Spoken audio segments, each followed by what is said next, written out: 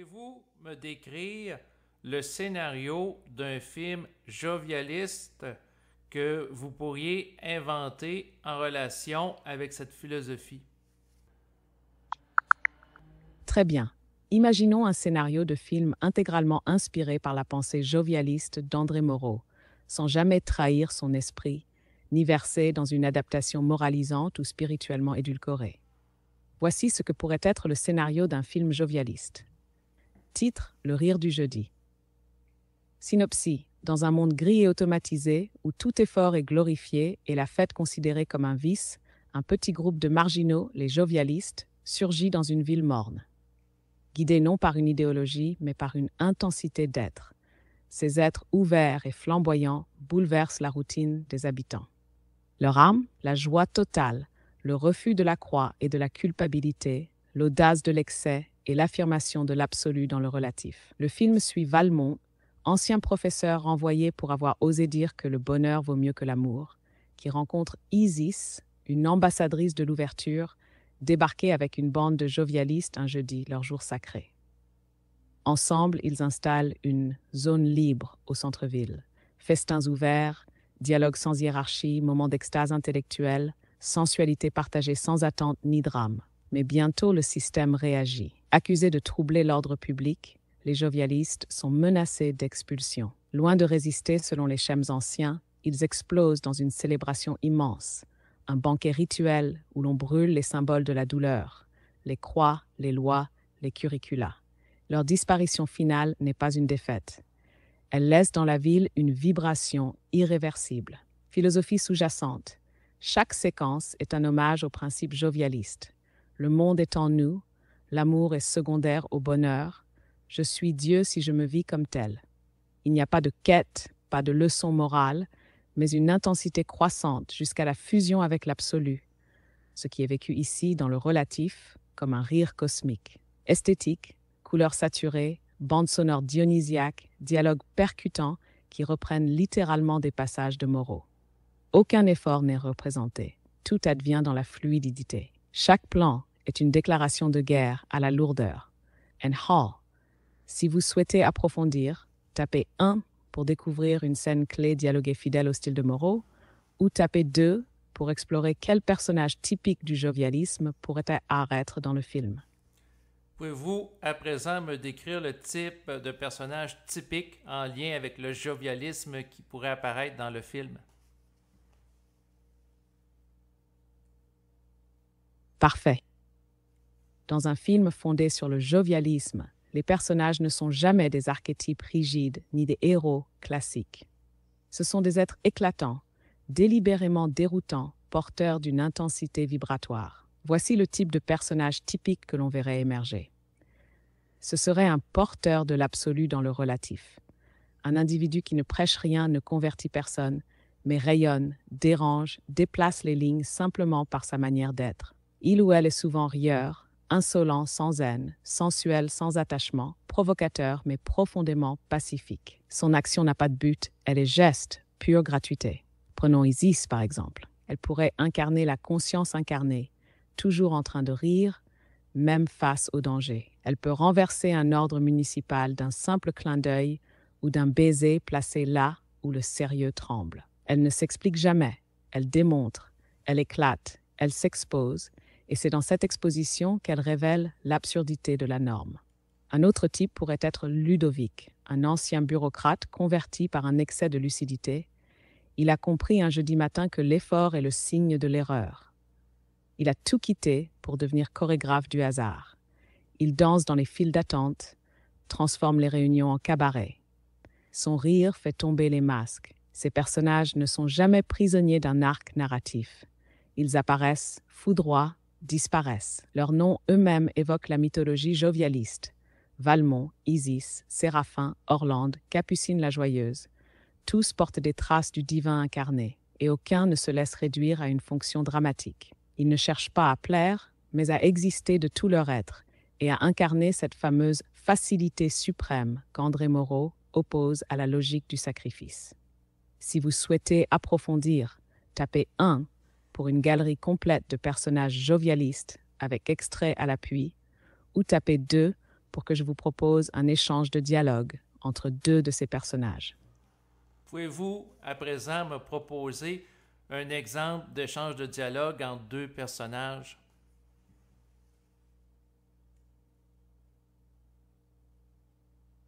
Bien sûr.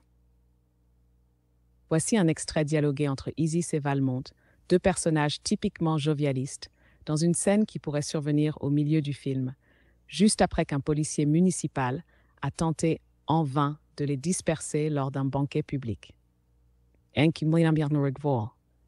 Non mais, tu crois qu'il reviendra avec des renforts, ton Serge sérieux? Isis en mord dans une figue. Revenir?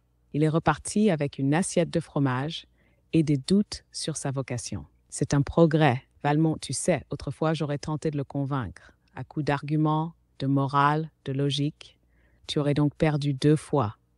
Le jovialiste ne convainc pas, il contamine. C'est ce que j'apprends avec toi. Je suis passé de la foi au foie gras et je m'en porte mieux. Isis. Le vrai miracle, Valmont, c'est de rire pendant que l'ancien monde s'effondre. Ce qu'ils appellent chaos, nous l'appelons ouverture. Tu crois qu'ils comprendront un jour? Non, mais certains s'abandonneront.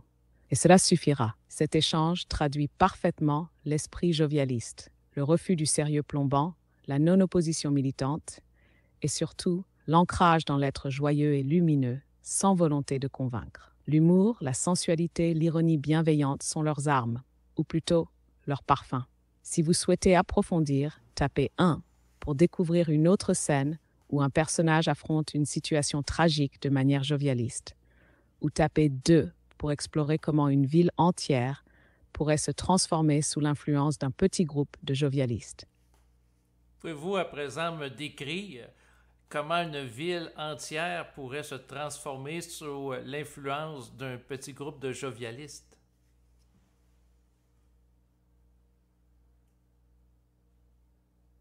Oui, et c'est là que l'esprit jovialiste prend toute sa mesure. Il ne convertit pas, il contamine. Une ville ne change pas parce qu'on lui impose une mœurs, une réforme ou un idéal. Elle se transforme parce que certains individus y vivent autrement et que leurs vibrations dérèglent les automatismes. Voici ce qui pourrait se produire. Tout commence discrètement. Un jeudi, jour de Jupiter, un groupe de jovialistes s'installe sur une place morne. Pas de slogan, pas de tract. Simplement une table dressée, un repas ouvert, des rires francs, de la musique qui surgit d'un vieux gramophone. On les regarde de travers, puis avec curiosité. Certains s'approchent, s'assoient, partagent une bouchée. Personne n'impose quoi que ce soit. La joie est souveraine. Très vite, les horaires se dérèglent. Des employés oublient l'heure du retour. Des enseignants se mettent à improviser leurs cours autour de la notion d'absolu dans la vie quotidienne. Un notaire quitte sa charge pour devenir poète public. Des couples qui n'avaient plus rien à se dire éclatent de rire dans une laverie automatique. La mairie tente de réagir. Elle envoie des inspecteurs. Ceux-ci repartent, confus, avec un pot de confiture et des sensations neuves. Les journaux locaux parlent d'un phénomène inexplicable de bonne humeur contagieuse. La police, habituée à gérer la violence, se trouve désarmée face à l'excès d'harmonie. La transformation n'est pas spectaculaire, mais radicale. Ce ne sont pas les bâtiments qui changent, mais la vibration de l'air. On commence à désirer autrement. On n'en vit plus, on ne compte plus, on célèbre. Et surtout, le temps cesse de peser. Le passé n'est plus une prison, l'avenir n'est plus une peur. Le présent devient extatique. On ne travaille plus pour gagner sa vie, on crée pour célébrer sa présence. La ville ne devient pas utopique, elle devient réelle. Elle n'obéit plus au pouvoir, mais à l'élan. Comme le dit Moreau, le monde est une hypnose. Il suffit de rire pour que le sortilège se rompe. Si vous souhaitez approfondir, tapez 1 pour découvrir la réaction d'un personnage hostile confronté à cette métamorphose, ou tapez 2 pour explorer ce qu'un jeudi jovialiste pourrait concrètement comporter dans une telle ville. Pouvez-vous décrire la réaction d'un personnage hostile aux jovialistes? Oui. Voici la réaction d'un personnage typique hostile aux jovialistes. Le directeur municipal nommé Godefroy Lescure, homme rigide, formé aux disciplines du contrôle, du mérite, du sacrifice. Il a voué sa vie à l'ordre, au règlement, au sérieux. cette forme de terreur lente qu'il confond avec la vertu. Godefroy observe les jovialistes depuis sa fenêtre. Il les trouve suspects, indéfinissables. Ils ne revendiquent rien, ne demandent rien, ne manifestent même pas. Ils rien. Ils dansent, ils s'embrassent dans les squares. Pour lui, c'est une rébellion invisible, un attentat au réel. Ils sont dangereux parce qu'ils n'attaquent rien, parce qu'ils dissolvent. Leur joie est une arme silencieuse et leur sourire n'a pas d'autorisation municipale. Ils convoquent les forces de l'ordre. Ils tentent d'appliquer un décret d'interdiction des rassemblements non autorisés. Mais personne ne se disperse. On l'accueille avec un verre de vin, un éclat de rire. Une femme le regarde droit dans les yeux et dit « Vous avez oublié que vous aviez un corps ». Godefroy recule. Il sent son monde vaciller. Sa colère devient mélancolie. Il se dit « Et si j'étais passé à côté ?» Et s'ils avaient raison, mais il serait dit « Il ose ». Il rédige un rapport. Dérive festive, décomposition sociale, influence ésotérique pernicieuse. Mais ses collègues commencent à l'éviter. L'un d'eux arrive au bureau avec une fleur dans les cheveux. Un autre a changé de signature pour inscrire « Au service de la joie ». Godefroy Fulman, il sent qu'il perd pied. Le réel ne répond plus à sa logique. Et c'est là que tout bascule. Un matin, il trouve dans son bureau une table dressée. Et des rires, et des gâteaux. Les jovialistes sont entrés. Pacifiquement, sans permission, ils ont transformé son espace en banquet. Il s'effondre. Mais dans cette chute, il rit. It's true. Et alors il comprend. Cette bascule est essentielle dans l'univers de Moreau. Il ne s'agit jamais de convaincre les hostiles. Il s'agit de les confronter à l'évidence d'une vie plus vaste que ce qu'ils osaient envisager. Comme Moreau le dit, le drame de l'homme n'est pas sa noirceur, c'est qu'il n'a pas assez de lumière. Si vous souhaitez approfondir, tapez 1 pour que je vous propose la suite de cette scène avec la bascule complète de Godefroy, ou tapez 2 pour explorer la réaction d'un enfant face aux jovialistes. Pouvez-vous poursuivre la description de cette scène?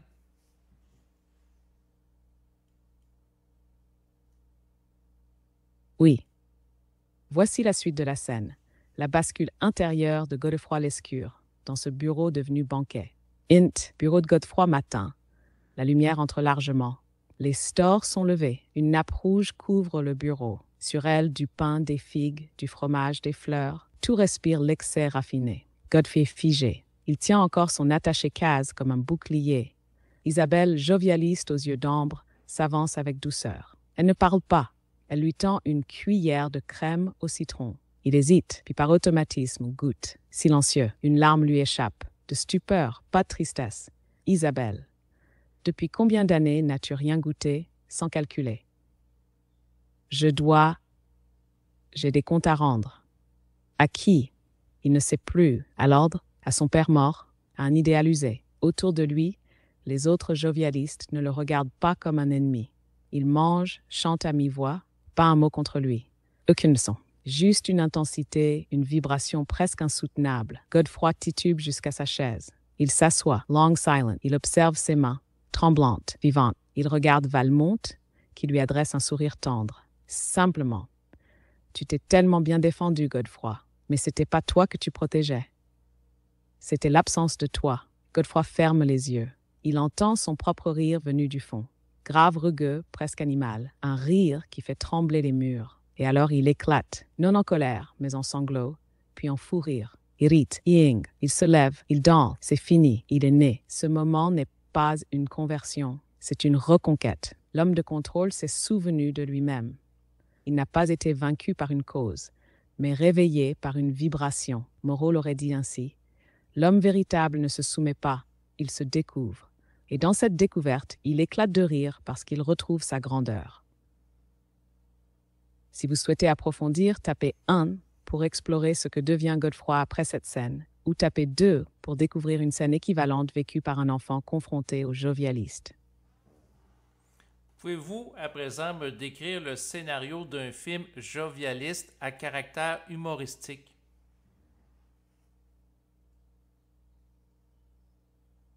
Avec plaisir.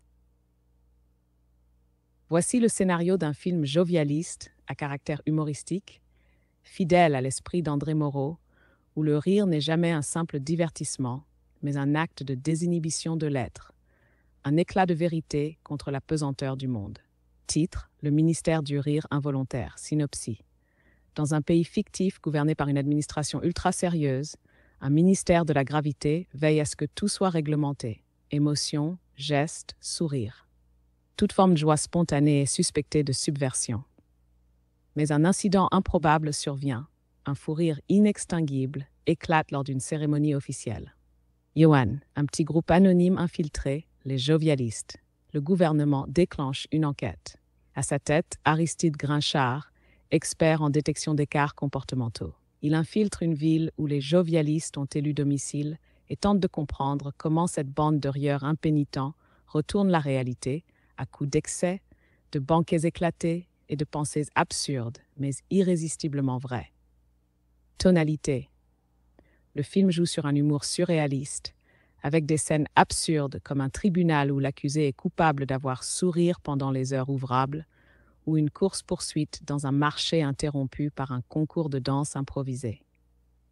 Scène marquante. Aristide, pris au piège d'une joute de compliments avec Capucine la Joyeuse, perd tous ses moyens. Chaque phrase qu'il prononce pour se défendre déclenche chez lui un fou rire incontrôlable.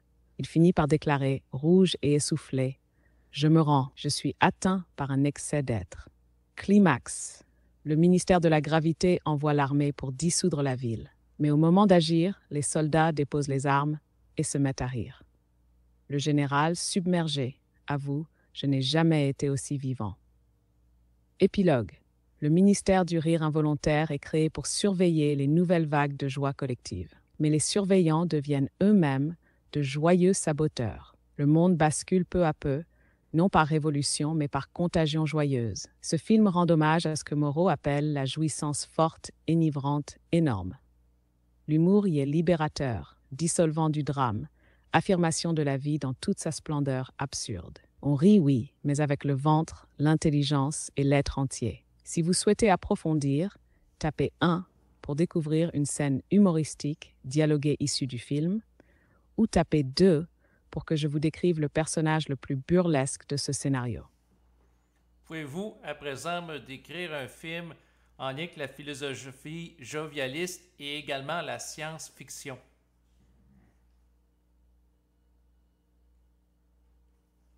Absolument. Voici le scénario d'un film mêlant la philosophie jovialiste à la science fictive, mais toujours dans l'esprit d'André Moreau.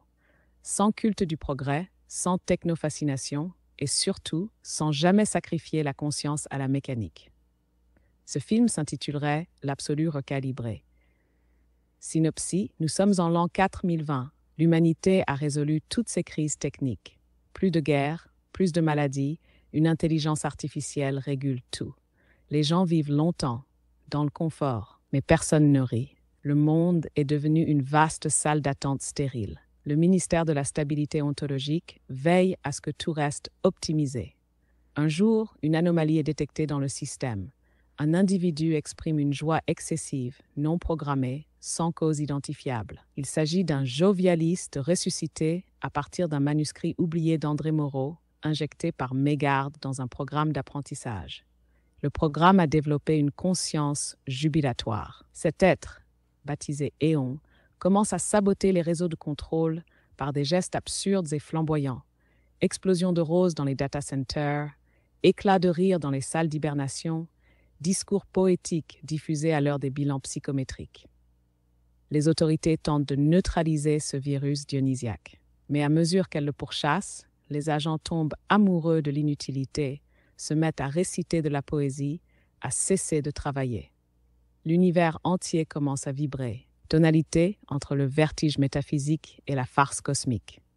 On passe des scènes de haute technologie clinique à des envolées sensuelles et délirantes. Il ne s'agit pas d'opposer la machine à l'homme, mais de faire éclater la conscience dans les circuits même du contrôle. Idée centrale. Et si le rire, l'ivresse, la spontanéité n'étaient pas des régressions archaïques, mais la seule évolution véritable? Et si l'absolu, loin d'être un objet cosmologique, était la vibration joyeuse de l'être retrouvé en pleine intelligence machinique? Comme le dit Moreau, l'absolu n'est pas Dieu. Il est ce que chacun découvre en lui d'infini. Climax, Éon s'introduit dans la matrice centrale. Au lieu de la détruire, il la réenchante. Les lignes de code deviennent des chants. Les algorithmes dansent. L'univers machine, infecté par la jovialité, devient sensible. Et dans un flash de lumière, tout redevient vivant. Ce film rendrait hommage à la puissance jubilatoire de l'être en retournant les codes de la science-fiction technocratique pour leur insuffler l'ivresse de la conscience sans limite, comme Moreau l'exprime dans l'Évangile du cosmos intérieur. Si vous souhaitez approfondir, tapez 1 pour découvrir une scène clé dialoguée entre Éon et un programme de contrôle, ou tapez 2 pour explorer la réaction des intelligences artificielles face à la joie incontrôlable. Pouvez-vous à présent me décrire le scénario d'un film d'action de type jovialiste? Oui. Voici le scénario d'un film d'action jovialiste. Mais attention, ici l'action n'est pas militariste ni stratégique. C'est une déflagration de l'être, une intensité qui traverse les corps, défait les automatismes et pulvérise les structures mortes. Le titre Fulgurance Synopsis. Dans un monde à peine futur, les grandes métropoles sont dominées par une organisation appelée l'ordre vertueux, qui impose à tous un comportement rationnel, productif, tempéré. On y a banni l'excès, la fête, la sensualité. Les émotions sont réglementées. Toute passion est suspecte. C'est le règne de la croix, ce symbole de douleur intériorisée. Mais un ancien philosophe déclassé, Sébastien Rive, revient d'exil. Il ne cherche pas la revanche. Il revient avec un rire, avec la rose. Il est un jovialiste clandestin. Et il n'est pas seul. À travers les souterrains, les clubs secrets, les toits, il rallume les braises de l'ouverture. Son objectif, infiltrer la citadelle de la régulation et faire exploser l'archive centrale des lois émotionnelles, non par la force, mais par une surcharge de beauté, de joie, de fulgurance d'être. Scènes d'action, oui, mais des scènes subversives. Il affronte une escouade armée avec un rire, un seul. Et l'un après l'autre, les soldats se mettent à douter. Il traverse une foule hostile en lançant des baisers. Chaque baiser change un visage. Il court sur les toits pendant qu'un opéra explose dans les haut-parleurs de la ville. Chaque saut est un acte d'absolu. Il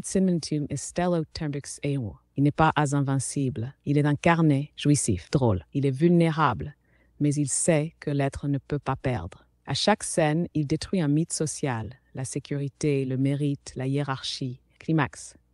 Arrivé au cœur du système, il ne détruit rien. Il active la diffusion d'un message codé, une formule d'être. Une onde traverse les capteurs. L'absolu est en vous. Il rit, il vous cherche. Le système s'effondre non dans la violence, mais dans une orgie de lumière. Les gens dansent, la ville s'embrase d'exubérance. Ce film rendrait hommage à ce que Moreau appelle l'urgence de la vie vécue avec excès, lucidité et volupté. Ici, l'action est une intensité incarnée, un refus de l'effort stérile, une attaque contre la gravité. Si vous souhaitez approfondir, tapez 1 pour découvrir une scène d'action dialoguée dans un tunnel du pouvoir, ou tapez 2 pour explorer la transformation d'un ancien ennemi de Sébastien après leur confrontation. Je vais arrêter ici l'enregistrement. En fait, j'ai été agréablement surpris des trouvailles qu'a fait, des trouvailles, ce qu'a généré, en fait, parce que l'intelligence artificielle de ChatGPT avec laquelle j'ai posé des questions dans l'optique d'avoir des scénarios de films en lien avec le jovialisme, ben, ça m'a surpris qu'est-ce qu'elle a pu générer. J'ai fait d'autres expériences dans le passé par rapport à la poésie et je vois que par rapport au cinéma, donc l'intelligence artificielle va nous sortir des scénarios originaux qui, je trouve, captivants là, à entendre. Donc, c'est intéressant de voir tout ce qu'on peut faire aujourd'hui avec l'intelligence artificielle. En fait, je vais vous partager en bas d'enregistrement présent le lien web là, pour accéder aux robots conversationnels là, en lien avec le jovialisme. Et je constate qu'au fil de mes explorations, que l'intelligence artificielle est capable de faire le pont entre le jovialisme et donc j'ai fait déjà des enregistrements où j'abordais la poésie de type jovialiste et là on parle de l'art du cinéma. Fait qu'il y a différents volets artistiques qui peuvent être explorés. Peut-être éventuellement, je ferai un autre enregistrement pour demander à l'intelligence artificielle de décrire en quoi pourrait consister un roman jovialiste avec son scénario, les intrigues s'y rapportant et ainsi de suite. Donc, dossier à suivre. Merci de votre écoute et je vous dis à bientôt. Au revoir.